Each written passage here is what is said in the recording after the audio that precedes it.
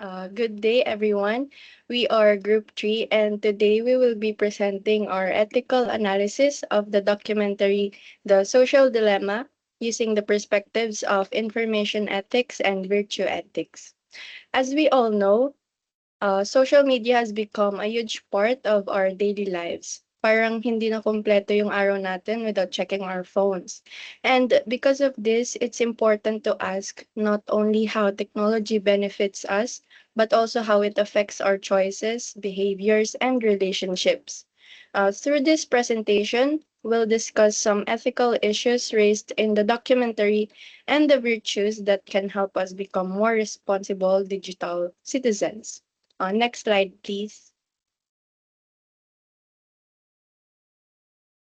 Uh, to introduce the documentary that was released on Netflix in 2020 and directed by Jeff Orlowski, it features former employees and experts from major technology companies such as Google, Facebook, and Twitter who share their insider perspectives on how social media platforms are designed.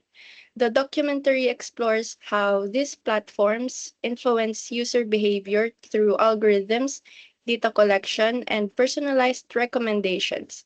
In simple terms, every click, like, and interaction we make online leaves data that platforms use to predict what content we are most likely to engage with. Pero yung gustong iparating ng documentary is not that social media is evil. Instead, it asks a more important question. Are these technologies being designed ethically? And are they truly serving the best interests of users? Next slide, please.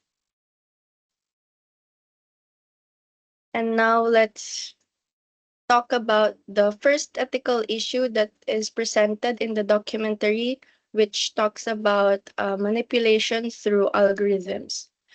Algorithms decide what content appears on our screens. Their main goal is to maximize engagement because the longer users stay online, the more advertising revenue the platforms generate.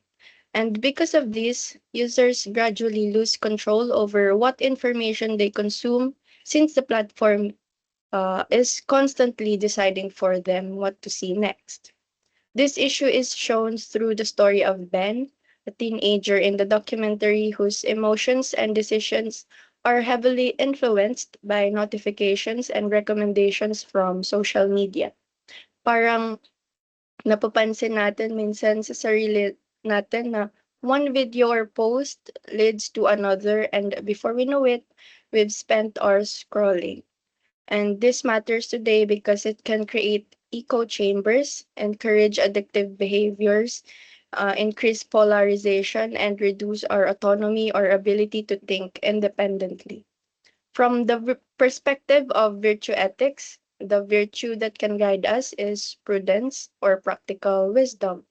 Since prudence teaches us to pause and think critically before believing, reacting to, or sharing online content. Hindi lahat ng lumalabas sa feed natin ay objective or necessarily true. As responsible media users, we should consciously evaluate information instead of simply accepting what the algorithm gives us. And for our next speaker. The second ethical issue is data privacy and surveillance. Every time we use social media, these online platforms collect a lot of our personal information. This includes our likes, comments, searches, location, and even how long we spend looking at a post. Most of the time, we don't even realize how much data we're giving away.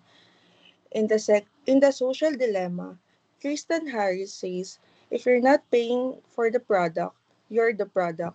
This means that although social media is free, companies earn money by collecting our personal data and using it to show as target advertisements. In other words, our attention and personal information become the product being sold to advertisers. This is important because it raises ethical concerns about privacy and consent. Many users don't fully understand how their data is being collected or how it's being used to influence the content they see and even the decisions they make. This issue is also connected to virtue ethics. The virtue ethics of truthfulness reminds us to be honest and careful about the information we share and to verify information before believing or spreading it. Meanwhile, responsibility means being accountable for our online actions, protecting our personal information, and making informed choices about the apps and platforms we use. By practicing these virtues, we can become more responsible digital citizens and better protect ourselves in the online world. Next slide po. Why this issue matter in the information age?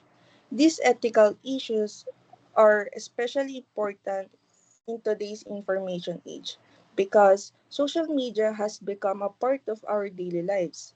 Millions of people are using these platforms like Facebook, Instagram, TikTok, and X app to communicate, learn, and stay informed. However, misinformation can spread very quickly because algorithms often prioritize content that gets the most attention rather than what is accurate. At the same time, young people spend several hours online each day, making them more vulnerable to manipulation and excessive screen time. Another concern is that personal information has become a valuable commodity. Social media companies collect data about our online activities, like to personalize content and advertisements. These two issues are connected because algorithms use the personal data they collect to decide what content appears on our feeds. While this makes our experience more personalized, it can also shape our opinions, reflection biases, and influence our decisions without us realizing it. Next speaker po.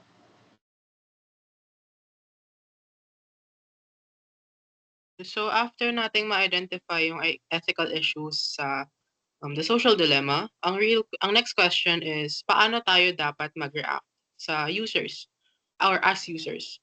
Dito pumapasok yung virtue ethics na instead of focusing lang sa rules or sa consequences ng actions natin, ang virtue ethics focuses on developing good character and making ethical choices every day. Unahin natin yung prudence or what we call practical wisdom. It's simple. Think before you click. Think before you comment or think before you share.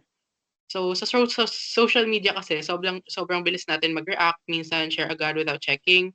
Kaya importante na marunong tayo huminto at mag-isip kung tama ba yung ginagawa natin.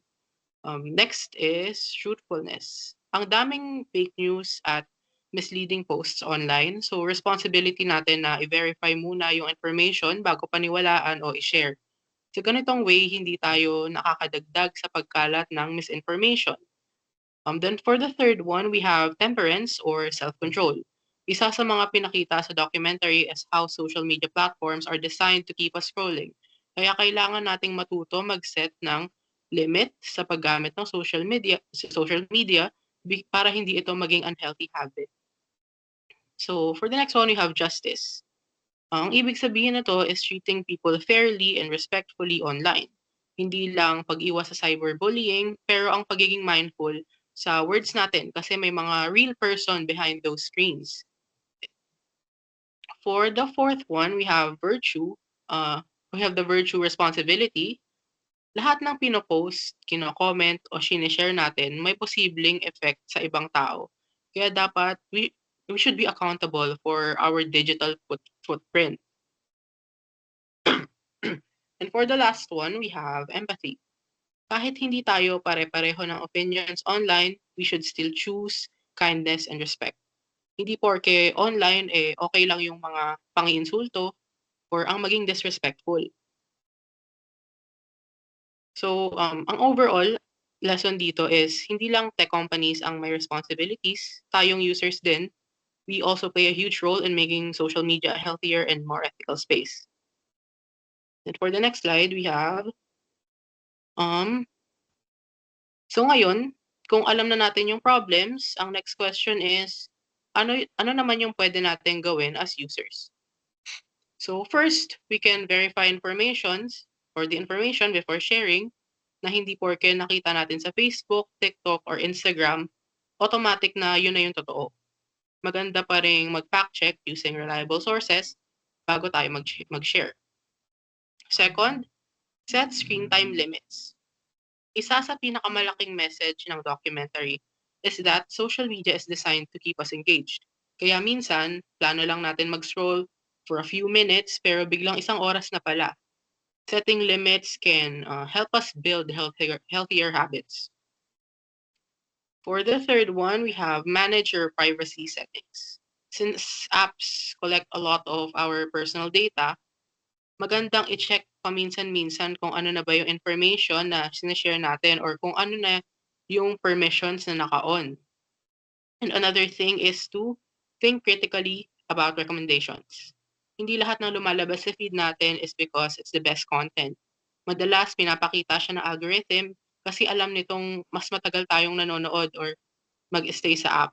Kaya importante pa rin mag-isip critically at huwag basta magpadala sa mga recommendations ng online influencers.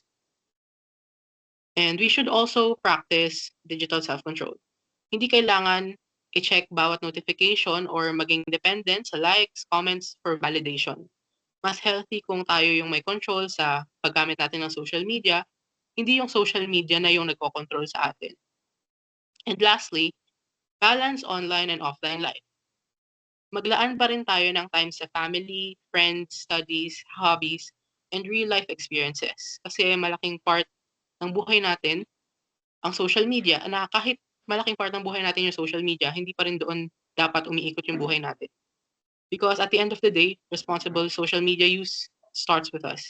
Small habits like thinking before sharing, protecting our privacy, and using social media in moderation can make a big difference, and not just for ourselves, but also for the people around us. Next speaker po, please.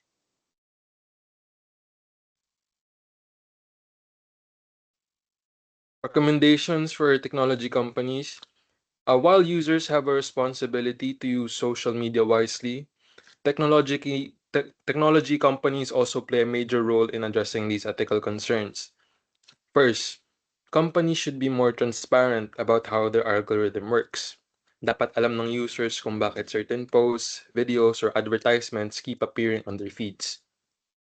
Second, they need to strengthen data privacy protections. Personal information should be collected and used responsibly, not in ways that exploit the users. Third, companies should reduce addictive design features such as endless scrolling and constant notifications, because these features often encourage excessive use of social media. They should also improve moderation against misinformation. Sa panahon ngayon, mabilis kumalat ang false information, so platforms have a responsibility to help prevent its spread. Most importantly, technology companies should prioritize user well-being over engagement and profit.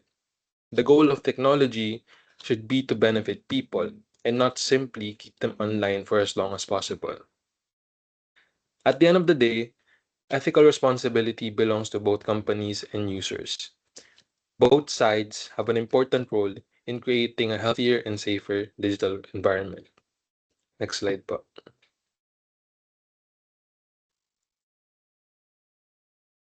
To conclude, the social dilemma shows that social media is not inherently harmful. The problem arises when technology is designed unethically and when users engage with it irresponsibly.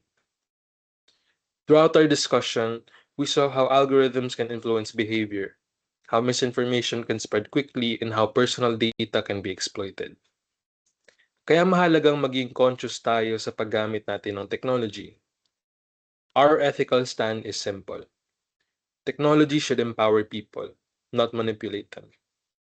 Both users and technology companies share the responsibility of creating a healthier digital environment. And as we continue to innovate and develop new technologies, we should remember this message. Ethics should evolve alongside technology so that innovation always serves humanity. Thank you, and we hope this presentation encourages everyone to become more ethical and responsible digital citizens.